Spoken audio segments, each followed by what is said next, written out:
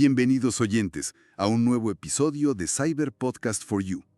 Hoy nos metemos de lleno en una historia real que parece sacada de una peli de espías, pero con un toque tecnológico muy actual.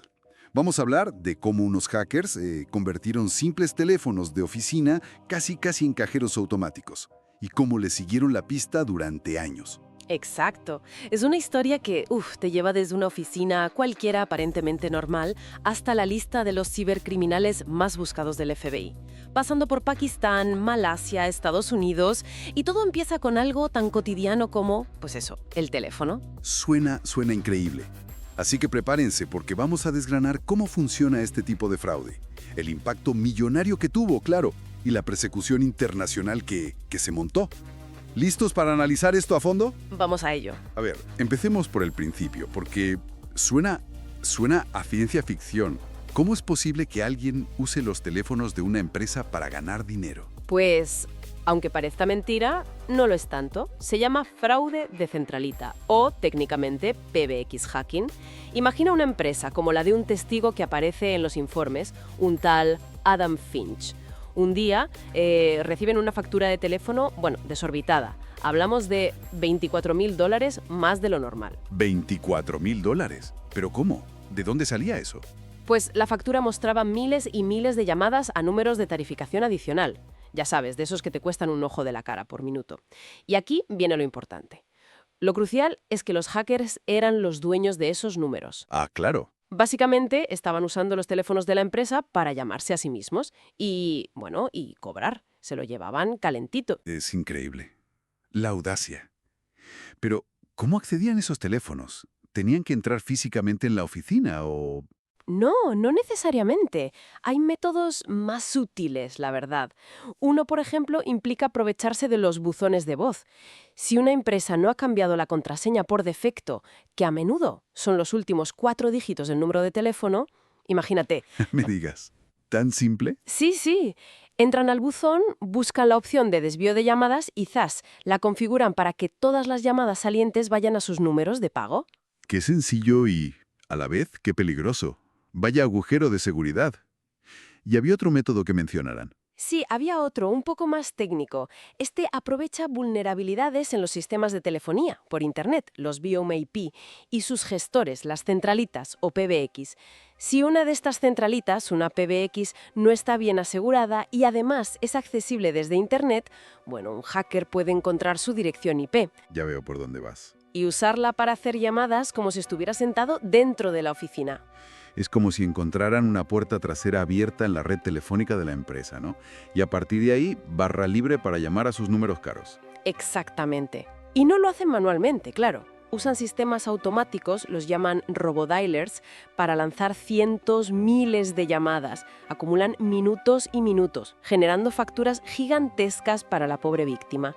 Llamadas a Guinea, a Timor Oriental, Lituania, países con tarifas internacionales altísimas. Madre mía. Y la víctima, como este Adam Finch que comentabas, no puede reclamar a la compañía telefónica, decir, oiga, que yo no he hecho estas llamadas. Pues generalmente no. Hay un experto que citan, Paul Byrne, fundador de UC Defense, una empresa especializada en esto, y él explica que los contratos suelen ser muy claros.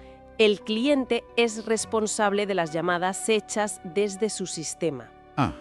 La negligencia está en la seguridad de la PBX, que es propiedad de la víctima, no de la operadora telefónica. Ese es el marrón. O sea, que al final la empresa hackeada Paga el pato. Y hablamos de mucho dinero a nivel global con este tipo de fraude. De muchísimo. La Communications Fraud Control Association estima que este fraude cuesta a las empresas más de $10,000 millones al año.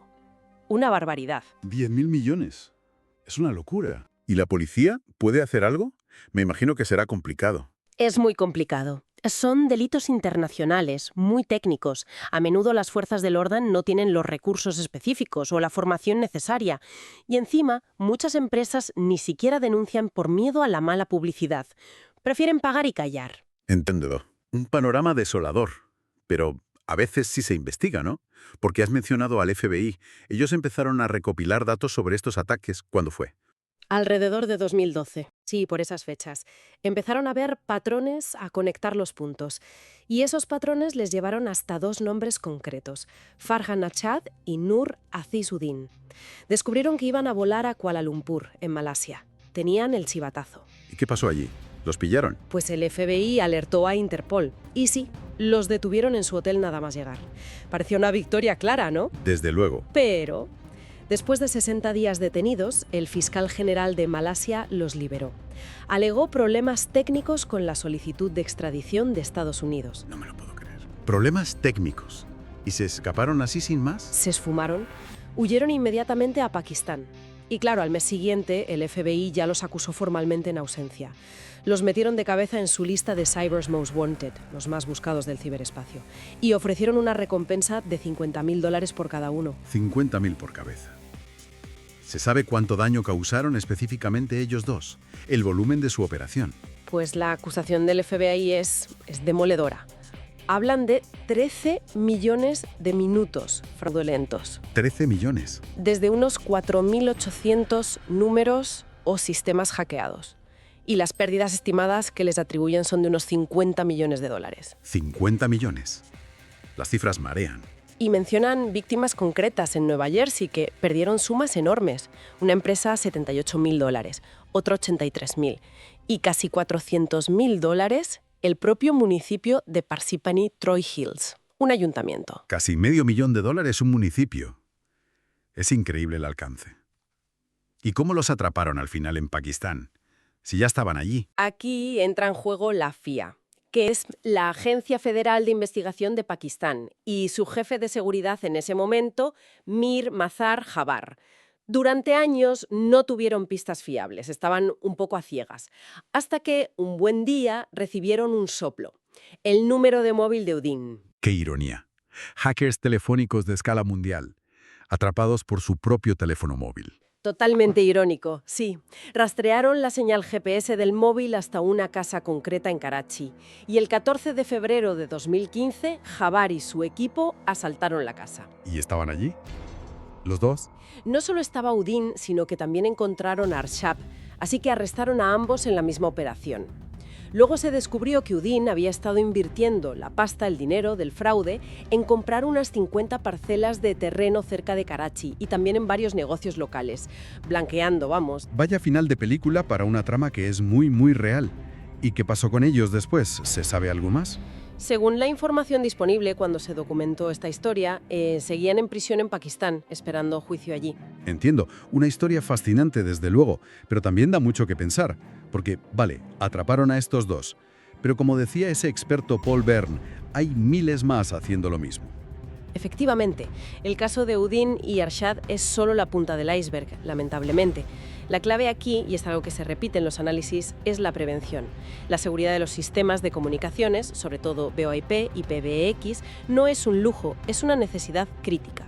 No configurar bien estos sistemas, dejar las contraseñas por defecto o ir a lo barato contratando al instalador menos cualificado, pues puede salir carísimo al final. La enseñanza parece bastante clara, ¿no? En este mundo digital, la seguridad empieza por uno mismo, por asegurar nuestros propios sistemas. Una puerta abierta, aunque sea la del teléfono, que parece inofensiva, pues puede ser aprovechada. Exacto. Y recordar que estos delitos, aunque sean técnicos y parezcan abstractos, tienen un impacto económico real y muy grave. No es algo que pasa en la nube sin más. Afecta a empresas, a empleos y, al final, a personas. Es verdad. Cierra uno los ojos y piensa, ¿cuántas otras puertas digitales aparentemente inofensivas como un buzón de voz podrían estar abiertas ahora mismo en miles de empresas, esperando a que alguien las encuentre y las explote? Da escalofríos. Desde luego, es para reflexionar sobre la seguridad que tenemos implementada. Y hasta aquí nuestro análisis de hoy en Cyber Podcast for You. Una historia compleja, ¿verdad? Nos recuerda lo interconectado que está todo y las vulnerabilidades que, pueden surgir donde menos te lo esperas. Esperamos que esta inmersión en el caso les haya resultado interesante y, sobre todo, útil para tomar conciencia sobre estos riesgos que existen. Muchas gracias por escucharnos. Si les ha gustado, no olviden suscribirse, darle a like, dejarnos sus comentarios. Ya saben que nos ayuda mucho a seguir creando contenido como este. Y echen un vistazo a los otros episodios que les sugerimos por aquí en las miniaturas. Seguro que encuentran más historias que les engancharán. Hasta la próxima.